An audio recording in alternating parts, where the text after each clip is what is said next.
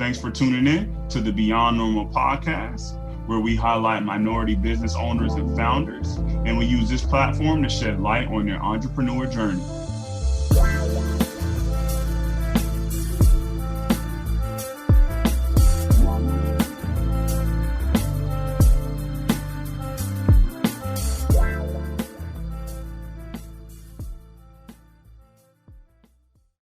Welcome everybody to the Beyond Normal podcast.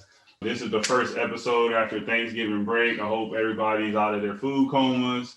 Everybody's had their fill of turkey. We got to make sure everybody's perked up, ready to go for this conversation right now. I got a exciting episode here with Miles Montes. He is the co-founder of Shop LatinX, which is the go-to marketplace for products made and distributed by Latinx founders. Thanks for joining us, Miles. Thanks, Kenny. Glad to be on.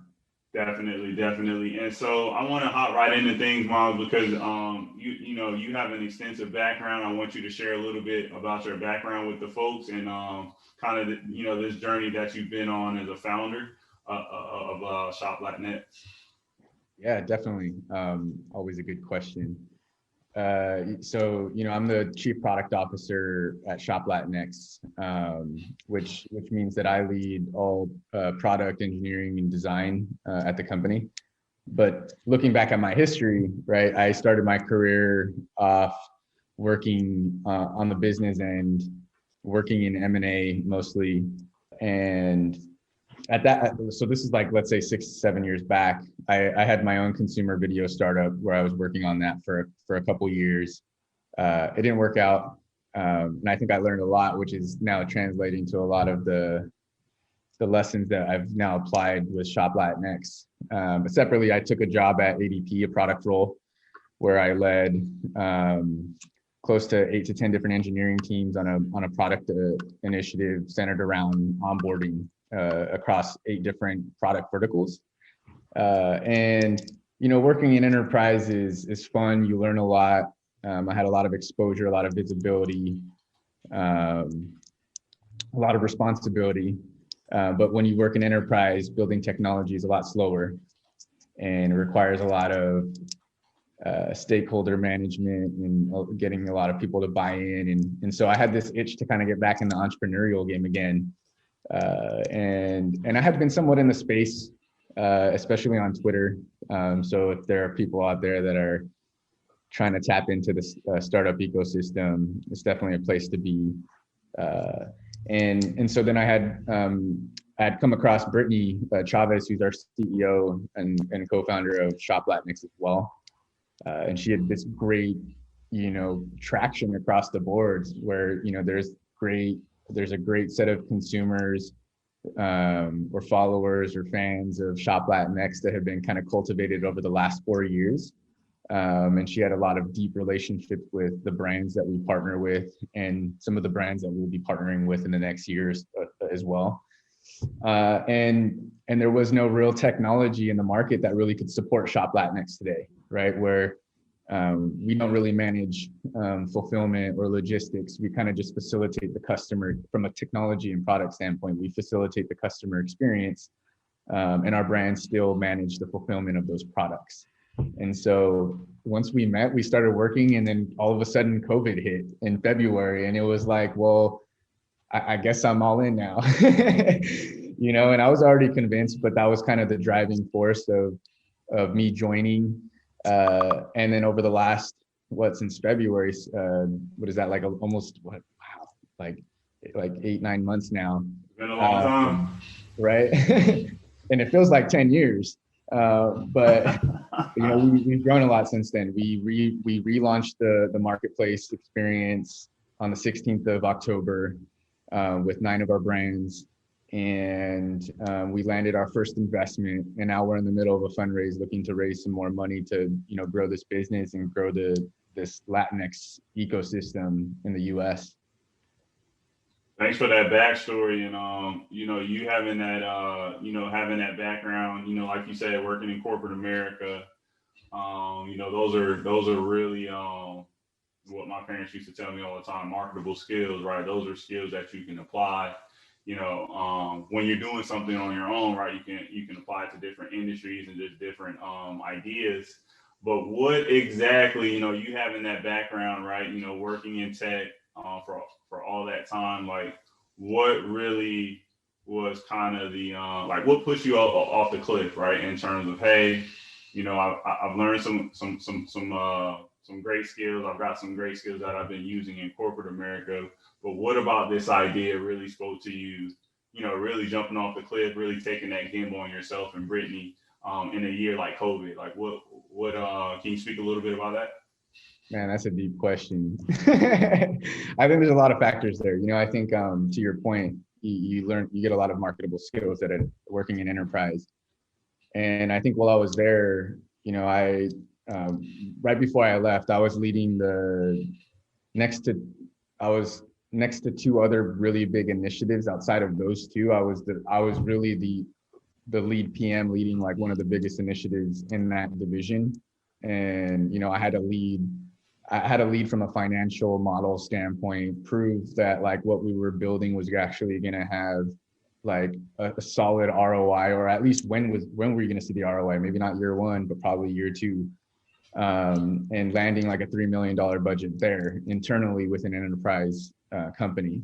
And so I knew, like, being there, that since I was already leading, and I would say very confident in my abilities to deliver, I knew if I left, I could go build my own product. I was pretty confident about that. And so when I met with Brittany, she had this amazing traction. And I think for me, like, going all in on something is a big decision that is definitely hard to make, especially all of a sudden you're in the middle of a pandemic and things are a little bit unclear. And I also own a house, so knowing that, oh, well, it's either do or die. We're either not going to make it and I might lose my house. And so I think that was like, one, I was just confident in my own abilities. Two, I think when you meet Brittany, there's something about her that really draws you to her. Like, she has this really high conviction about like growing this company. And the traction was great. From a product standpoint, I could see like so much opportunity there. And then third, I think, Brittany's ability to hire the right people. We brought on a great designer to the team, a great social media manager, in a matter of like 2 months. We've been like a team of 4 working all throughout the pandemic. One, like, we've rebranded the entire company in October. We launched an entire new technology marketplace in-house, and we've grown our social like quite a bit over the last 6-7 months. And so making that decision, honestly, I had made that decision long before I quit my job. I think it was just a matter of time when it was the right time to quit my job and go all in. And I know that was always a point of conversation between me and Brittany, and somewhat of a joke at times, like, so when are you going to quit your job?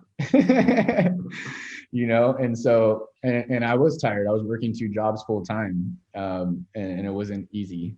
But I know that when I did quit my job, it was right when we started the Techstars Accelerator program, where it was, well, it's time to make the jump now, and there was like butterflies, especially telling my boss at my other job that I was leaving, fully knowing that like replacing that role was going to be very difficult, because it was a very technical product role, and just so happened, like, my best buddy in that company was somebody I worked very closely with, and he was going to take that role. So we still talk from time to time, but it's kind of funny how it all worked out. But it's a tough decision. I think there's no real formula for it. You just know it when you know it, and it's something that like you have to experience for yourself when you decide to go all in on something. And money does play a factor. I had some savings that I've been living off of,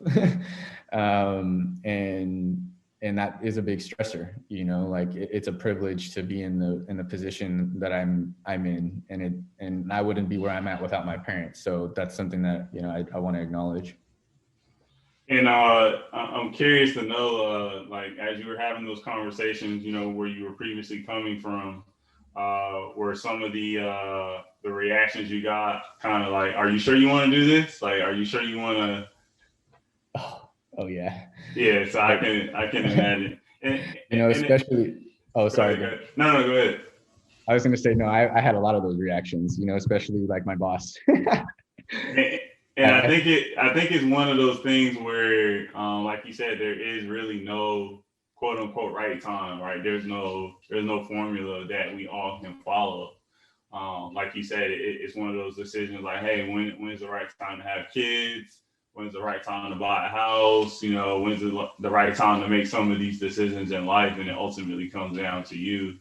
And I can tell, just even before, we hopped on this live episode when you were talking about the relationship that you and Brittany have, it's almost like, it seems like symbiotic, right? Where it's like, it's just this two, like you having that background from a technical perspective and you kind of relying on her, like she's like the idea, like the initial idea was set by her, and then you guys have this blend. And I feel like that's something that it's hard to get that, right? So once you tap into something like that, why not go for it? Why not jump off the cliff when you have that partnership set in place? Yeah, I think on both those points, like I'll address the first one. I did get a lot of those reactions. I remember that was one of the first things my boss even said, like, is this going to even be successful? Like, almost like trying to question whether or not, like, are you sure you're making the right decision? And like, I look back now and I'm like, I was almost a little like thrown back by it, because I think I was so confident in the idea of actually leaving and the potential for the company to grow. And I had a lot of those conversations. A lot of my peers were surprised. I think they were shocked because they thought that I wouldn't have left for a while. But and then to your point of kind of Brittany, my relationship with Brittany and yeah, like we have a great relationship, and I think a part of the reason why we've been successful in hiring and bringing on new brands and having these investor discussions is that her and I there's no question about it. We're a great dynamic. We have a great dynamic. It shines when we're in meetings together. And then just like any other set of co-founders, right? We have our moments, and I think those moments, like, I think for us, we meet often to kind of talk about our weeks, on a weekly basis, where we kind of talk through like, hey, what were the highlights? What were some of the things that we could have done better individually? And I think having those discussions, those transparent conversations, are hard. It's almost like they say, having a co-founder is like being married. There are those taboo conversations you don't want to have, and sometimes you just got to have them. And the things you say are very, very hard. At times, even when you're in a relationship, when you say something and you're like, I don't really want to say this, but like, we've had a lot of those honest discussions, and I think it's made us better. Especially since we've been working during a pandemic, like going all in, like within the last within this year, I'll say now.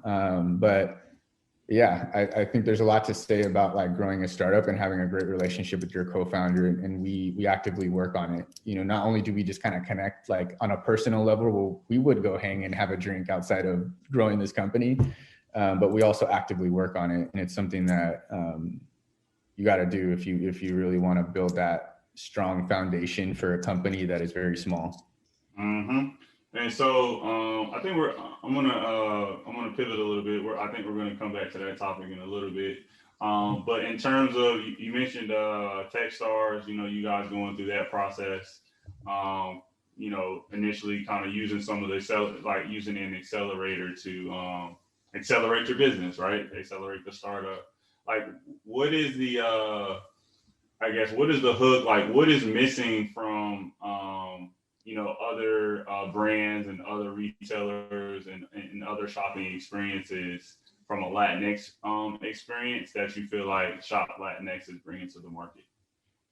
Yeah, that's a great question. I think when you think about like products you want to buy, right? You look at all of the marketplaces that exist in the world today, or at least in the US today. They're all catered to one type of consumer. And that consumer is not Black or brown. And so when you start to look at Shop Latinx, you know, and it's not like, here's the one thing that I do want to like be very purposeful about in this messaging is that, you know, our marketplace isn't to support Latinx entrepreneurs, right? It's not a charity. And I think a lot of times people are like, oh, you built this marketplace because you want to give visibility to these entrepreneurs, right? Like, yes, that's a benefit of the marketplace, right? The benefit of like buying a product that you love, but then you also so happen to be supporting Latinx entrepreneurs at the same time. But that's not the hook. The hook is that you're buying products that haven't typically ever been created or designed for a specific type of consumer, right? When you go to a Target or a Nordstrom, you're not like, as a Black and brown consumer, you go in there and you're seeing products that probably are designed for a different type of consumer, right? And so there's always a sub piece of a marketplace that caters to this type of consumer, but there's never been an entire marketplace dedicated to this type of consumer. And I think in addition to that, we also have a heavy focus on millennials and Gen Z, in the Gen Z demographic. And I think Brittany's like got the heartbeat of that. And our social media manager is so successful at building relationships because she's also Gen Z. And when you start to look at some of these marketplaces or multi-brand retailers, is what they would call like a Nordstrom or a Goop, is that you have an older demographic trying to speak to a millennial and Gen Z demographic. There's a disconnect, you know, and you can tell in the copy and in the storytelling. And one of our strengths is that we do speak to this consumer better than anyone else in the market. And I think it's because we are in the demographic as well. And we also, I would say, are very affluent in terms of the range in which we speak to our consumer. When you think of Latinx, right, there's a bigger diaspora of Latinx folks. You know, you have Mexicans and Central Americans in LA. You have a lot of Caribbean, Puerto Rican, Dominican folk in the East Coast and in New York specifically. And so when you look at our storytelling and how we speak to our consumers, we're very aware and cognizant of the differences and variances between those subcultures that most companies don't really understand. They either don't understand or they are purposefully targeting a specific subculture. And so I think for us, our strength comes in storytelling, comes in a product marketplace experience that hasn't really been tackled the way we've been tackling it, especially us owning the technology that's very platform based, which means that we just have flexibility in how we want to use the technology. And in the team, you know, there is no team like ours. And that's something that we're like very proud of, is that like we've hired the right team to really deliver on the vision that Brittany has. I appreciate you sharing that. You know, like you spoke on a couple of things there, right? You know, in terms of, you know, having representation, right? And some of these bigger corporations, you know, we don't have to really say the big names. We all know the big names because we shop at them. We have to still do some business with them, right? But then it ends up being, you know, we have a section in those stores, right? That is quote unquote the African American section or the Latin section, right? Versus having really a whole marketplace for us. You think Fugu, for us, by us, right? You know, that name still rings synonymous with, all right, I have representation, right? No matter the industry, but, you know, I know that somebody who looks like me is probably the one actually making the product and really crafting it towards, you know, Kenny, right? I want people who look like me and you, Miles, to actually be making the products that I buy and I support. And I think now more than ever, you know, it should be okay for us to have a marketplace like Shop LatinX. And I, you know, I applaud you guys for doing that. And then when I go to the site as well, it's a beautiful site, but then I see that consistent message throughout, which I think you guys are doing intentionally, right?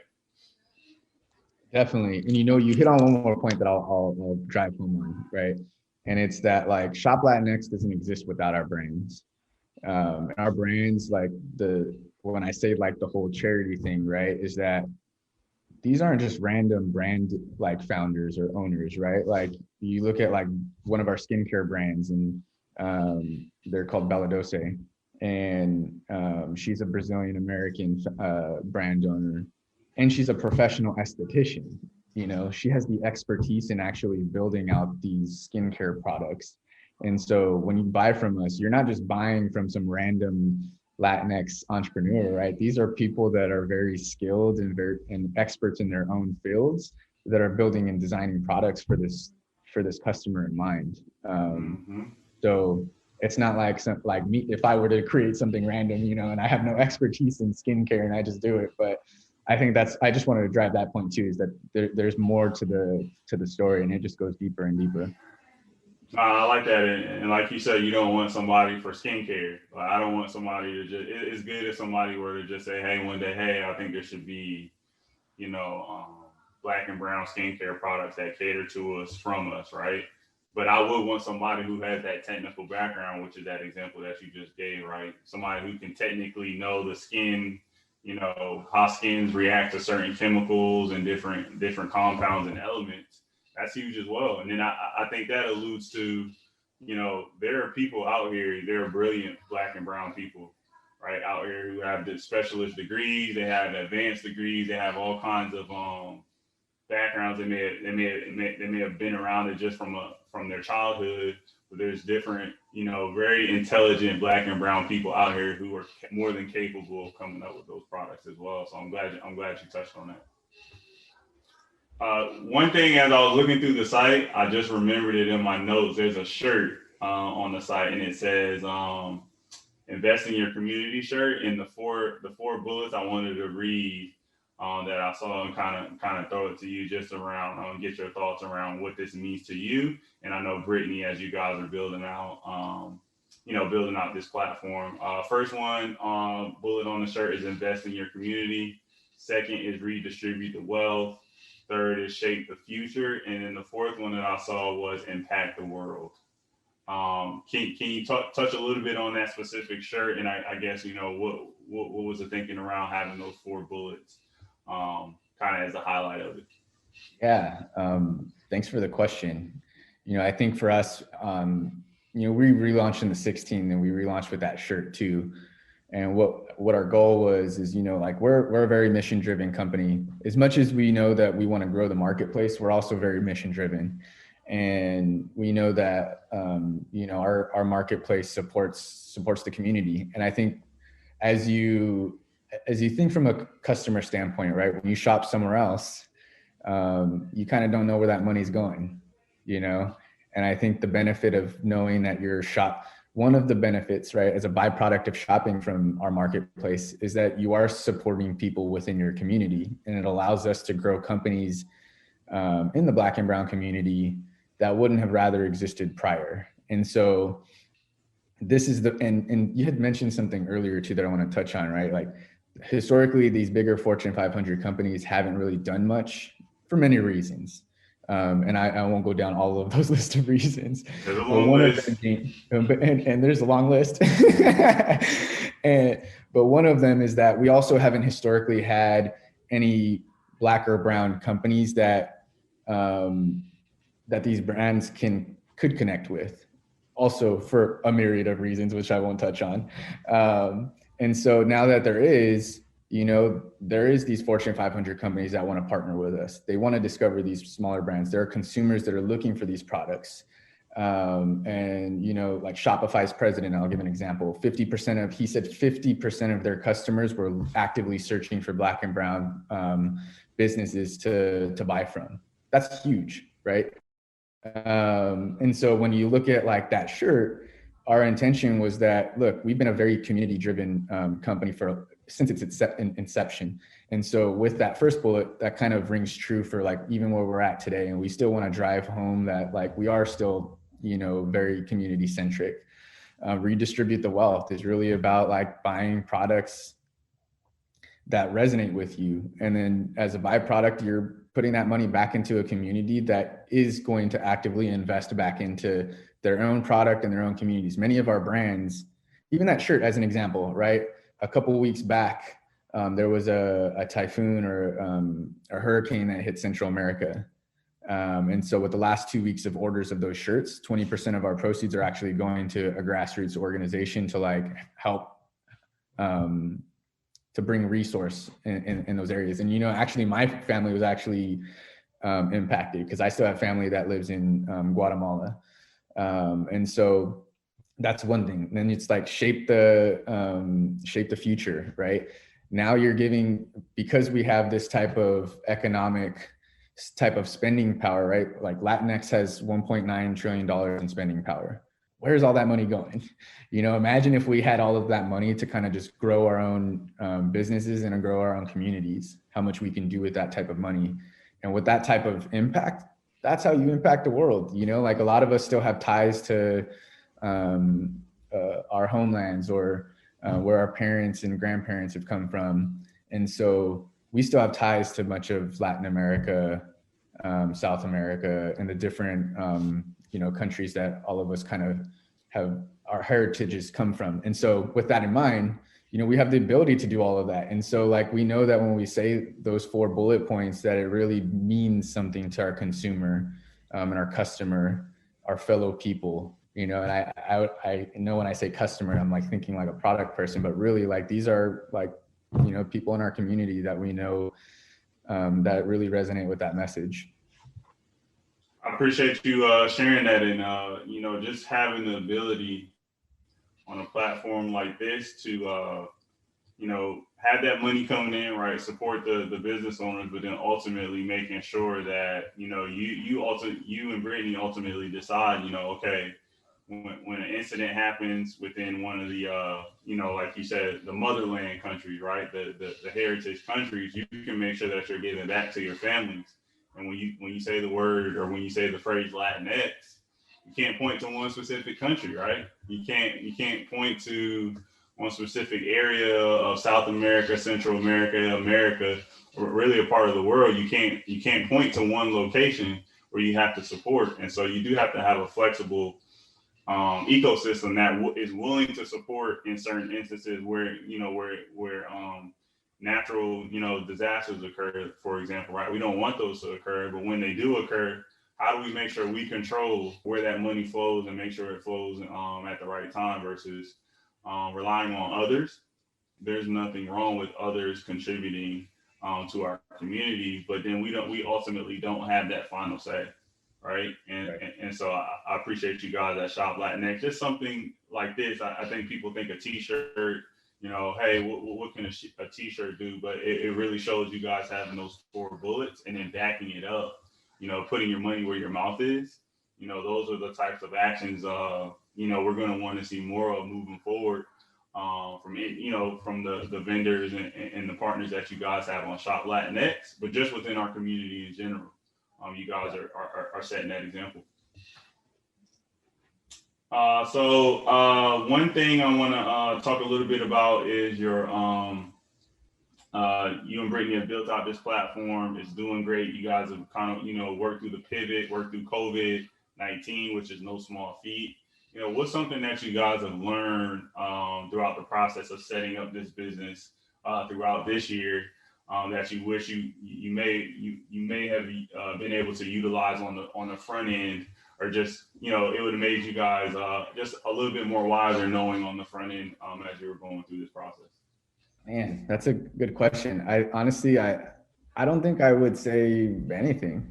I think everything that we've done up until this point, and I don't mean that with ego, I say this with caution, like hear me out. And that, I feel like we've been very strategic about a lot of the decisions we make. We put some deep thought into how we approach branding, storytelling, the product experience, doing research around our customers and what they actually want, research with our brands and how they want their experience to be with the marketplace.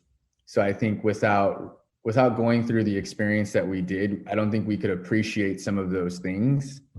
And I think it's more of a learning experience. So I guess if we did know some of the things we did, I think even now, there wasn't really any big thing that jumps out that I would say, yeah, we should have done that differently. Because I think everything that we've done up until this point has given us an opportunity to learn, to see what works and what doesn't work. So yeah, I don't think I would change a thing, because I think we needed to go through a lot of things in order to be where we're at today. I presume we are going to learn a lot more things even in the next year or so, in terms of like how we can improve. So I don't necessarily see things as like doing them wrong. I see them as like, we learn from it, you know, and like in order for us to have known that, we had to have made that mistake, or we had to have made that decision, be confident, and realize that, you know what, oh, let's pivot a little bit, or let's move in this direction, or let's go deeper, because maybe we were a little too high level. So I think that's just how we think. We're very like scientific driven, you know, like what's our hypothesis? Let's go prove it, and then let's put some data behind it. Let's go prove it, and if it turns out it's good, let's move forward on it. If it's not, what can we do to actually improve or make it better? And I appreciate you sharing that. I think there's some value in what you said, like an experience like COVID-19. You know, obviously we didn't want COVID-19 to happen, but it did.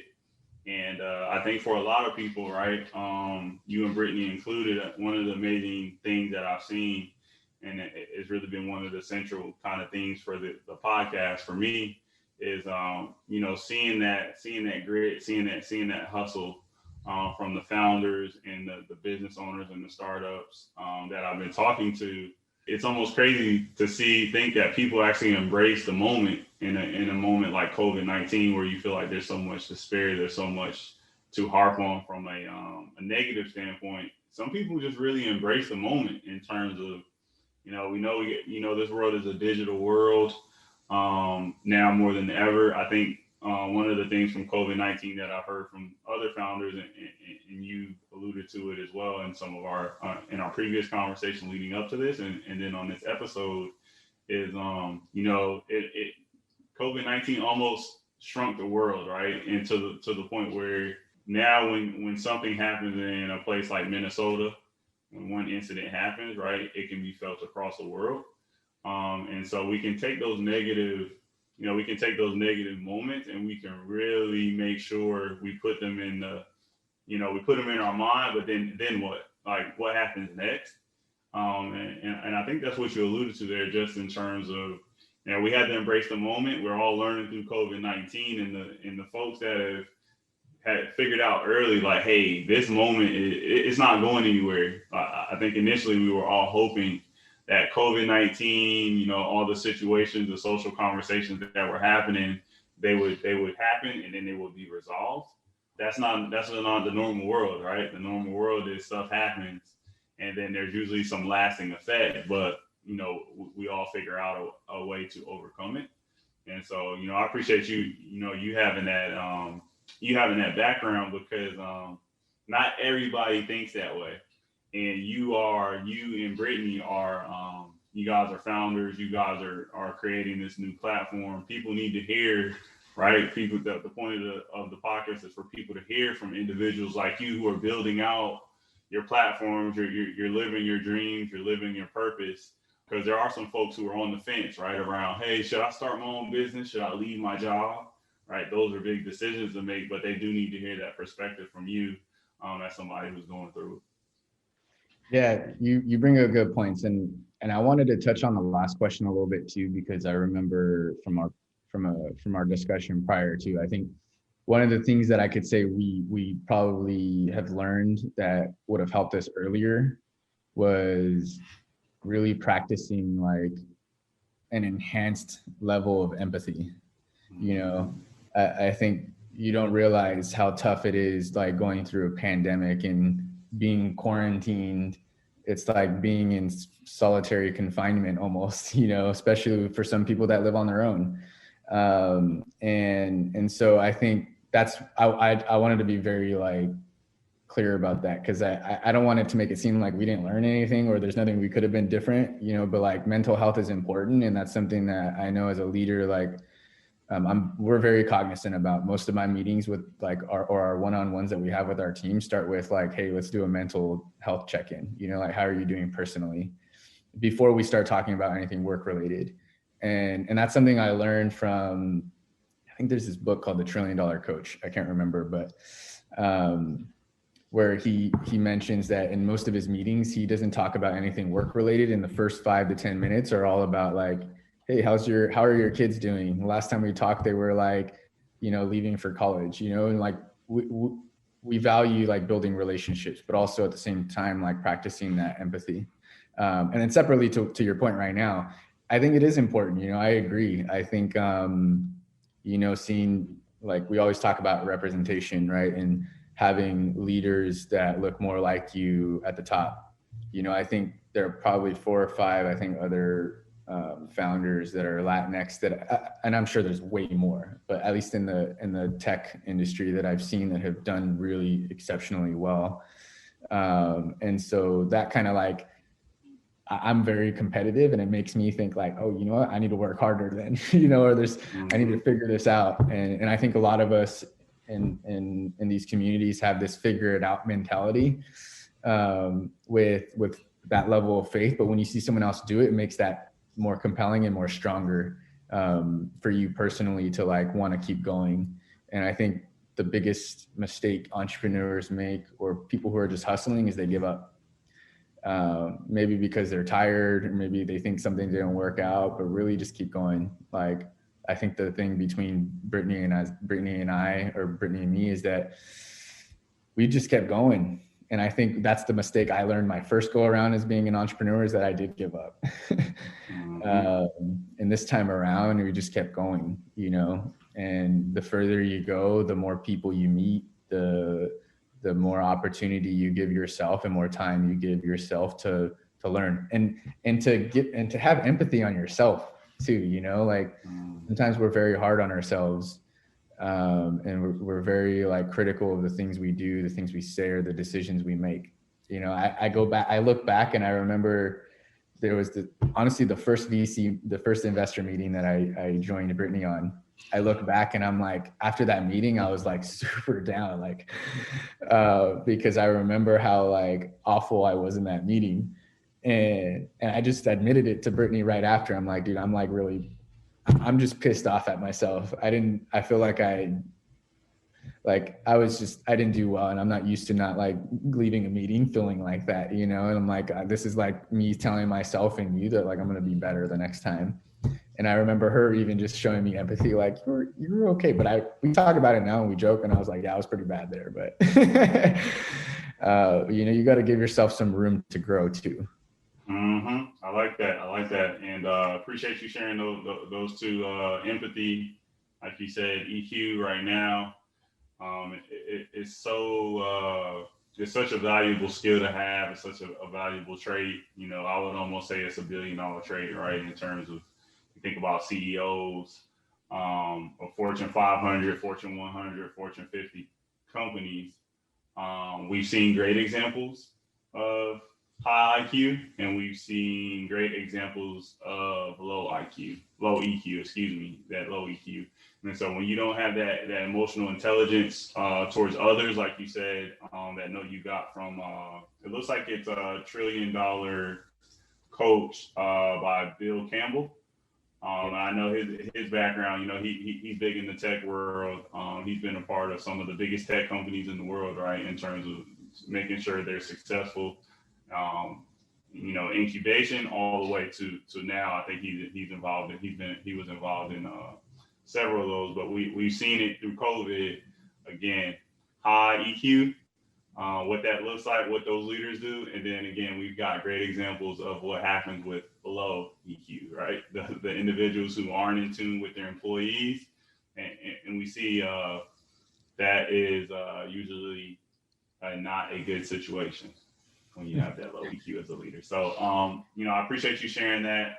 I think in terms of the conversations that we've had this year, it started out at the top of the year, COVID, and then, we started having the, racial inequality conversations throughout the year. That kind of morphed into more of a social kind of inequities conversation, right? When you think about just the way society is constructed right now, how have those conversations, now even the political conversation we all have for, it felt like forever as well, but how have those conversations impacted you personally, and then for the business Shop Latinx, like what have you guys seen are some impacts from those conversations? That's a really good question. Like I can answer that in maybe a few different ways. Personally, I think when I first joined Shop Latinx, there was always a part of me who felt a little distanced from my community, my Latinx heritage. And a lot of it is I grew up with my parents, looking to really look for ways that wouldn't hinder me from growing, right? Like English was my first language, like having an accent was a thing. And so there was a lot of qualities like that growing up that like my parents were very cognizant of, from the area that we lived in to the name that I have, to pretty much everything. And so I think, growing up, like when I was at ADP, I'll give an example. There was only one other Latino in the product org. Okay, two, and three, including me. And so I guess I never really thought too much about it until after I joined Shop Latinx. But now that I'm like more deeply involved in obviously in the company and now in the community, I do see how important it is to really, go back to your roots and not forget where you come from, for one, and then two, that there are a lot more people out there like me who grew up the way that I did, who grew up very, I would say, more Americanized than some of the folks in our community, which is kind of like, you kind of see that in our messaging, right? There's like a duality to this Latinx consumer, right? Like we love to go to like dope places like Soho House if we're able to, or like a dope spot, like, or buy something from Gucci as an example, right? And then you also still love stuff from your culture, right? I still love the food that my grandma makes, and I'm still gonna go to some of the very cultural, traditional things that are a part of my life. But that doesn't make me less of a pertinent, less of a Latinx like person. It just means that I grew up with a different experience, and so I think personally, me joining, I think it's been a growing process even for me to really learn more about who I am in connection or in relation to the community that we speak to. And then from a company standpoint, when the protests broke out, we were very intentional about how we wanted to approach like how we were speaking to the community, like Black Lives Do Matter. We weren't shy about that. We do share and just have display of Black representation in our, when it comes to social, when it comes to our marketplace experience. When you look at our pitch deck, we show it, and I think one of the things you'll find is that not many organizations do that. During that time period when the protests were happening, there were a lot of e-commerce brands that got called out, right? And we noticed that. I think all of our customers noticed that. I mean, anybody in general, if they were looking, you could see who was being performative and who wasn't. We put money where our mouth was. We donated to the NAACP fund when that happened, because it's important to us. Like intrinsically, it's wild how many people don't really understand the depths of of what's really going on. And we felt having a leading voice in the community was important to really show that it's important for all of us to show up for our fellow people in the community, and whether they were, Afro-Latino or Latina or just African American in general, that's a cause we care about. And we all should care about, and it's something that we should all be aware of and more knowledgeable. There's a whole plethora of things that we don't really learn growing up. And one of the things I'll say even personally too is I've had a lot of Afro-Latino and Afro-Latino friends growing up, and I didn't even realize it. I had this friend who I worked with in college for 4 years, and we were so close together. And her mom was Black and her or African American, and her dad was Mexican. And so I look back now and I'm like, wow, even up until a certain point, I had a lack of awareness, even though I was experiencing it. And so having those conversations are important. We pride ourselves in being a resource for education, not just for entrepreneurial purposes, but also for cultural purposes. And I'll leave it at that. I know I said a lot, but hopefully you can kind of see that like we do place a very high importance on living in an equitable and equal society.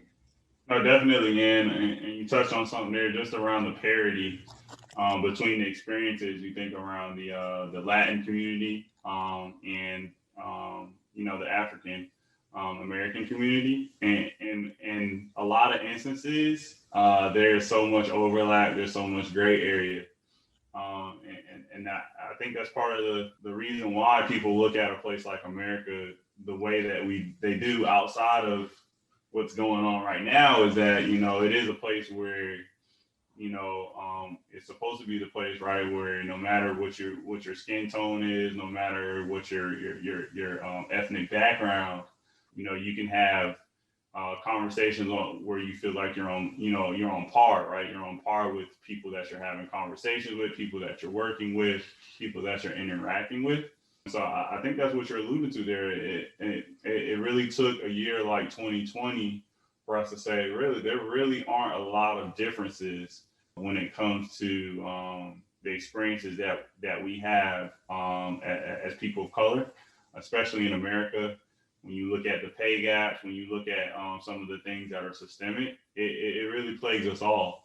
And so the way that I like to look at it right now, like all tides need to raise in these instances. And when we got some of us that aren't being brought up with the tide, like we really got to extend that hand back, moving forward to make sure we all have a level playing field.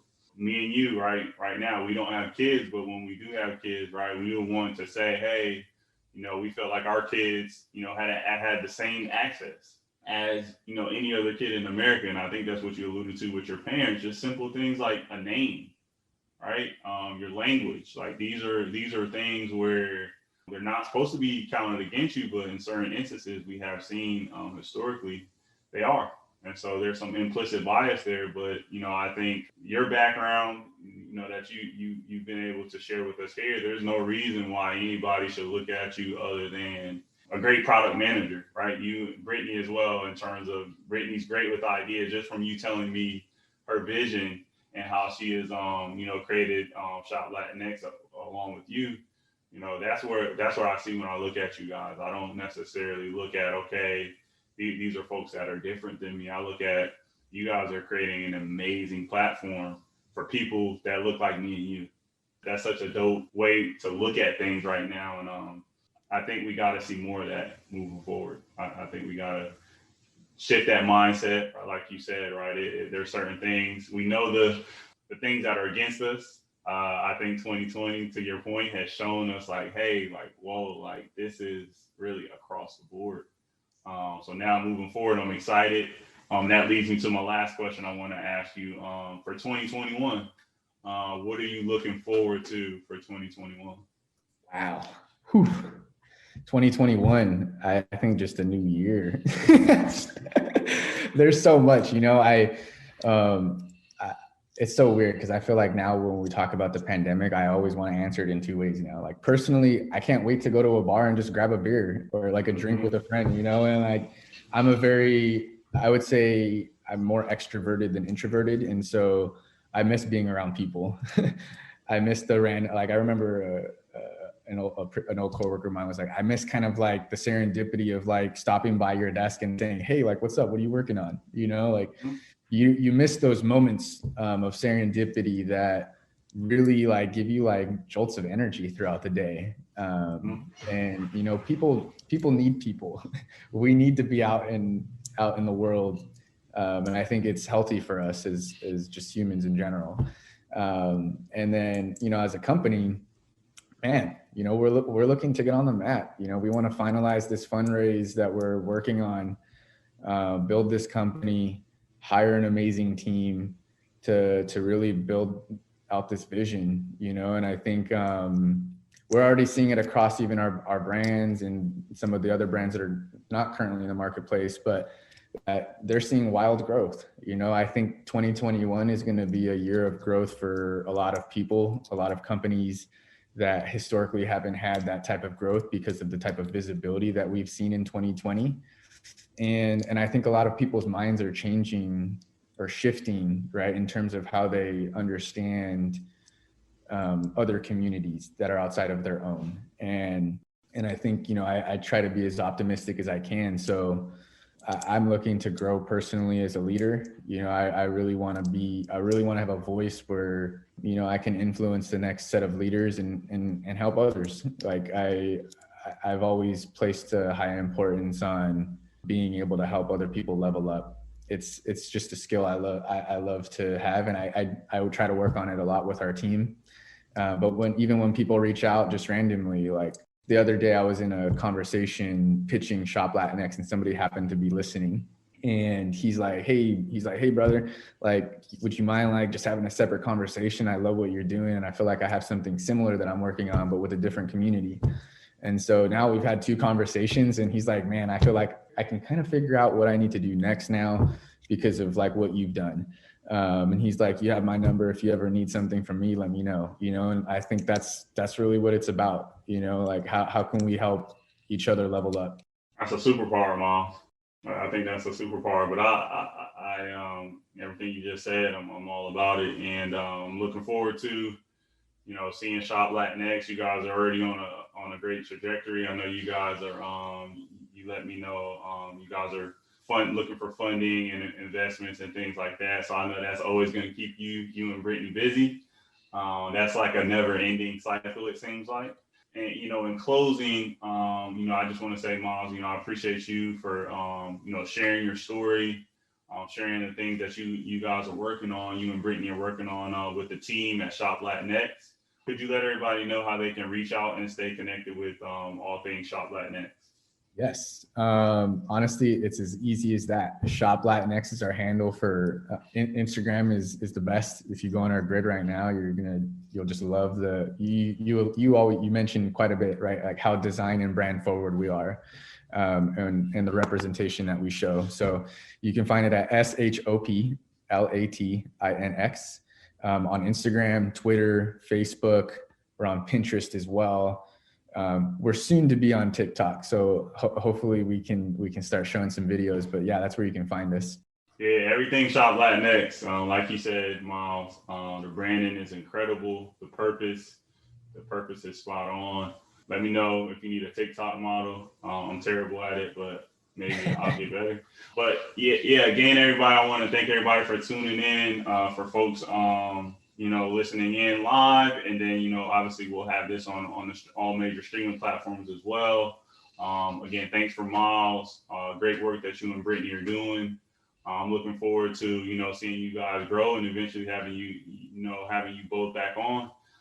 So for you to share more of your successes. Thanks everybody for tuning into the Beyond Normal podcast. Thanks, y'all. Thanks for tuning in to the Beyond Normal podcast. We can be streamed across all major streaming platforms in addition to YouTube. Come back again.